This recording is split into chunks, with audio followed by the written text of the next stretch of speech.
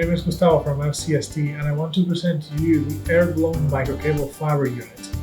The installation of the air-blown microcable fiber unit is very easy and very convenient to perform.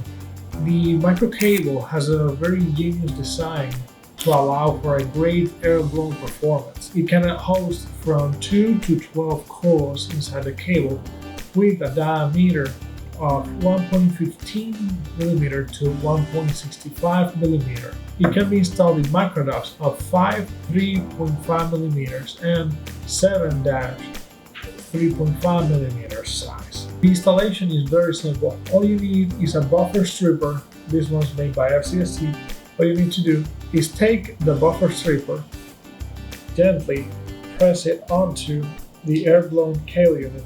Do a gentle press, and you can reveal the cables inside.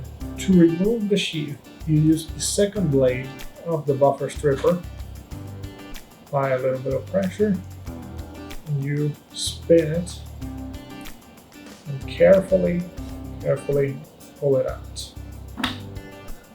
And the cable is now exposed. You will use a fiber blowing machine to perform the installation from one side of the microduct, and it will push the microcable from one side to the other side, as you can see right here.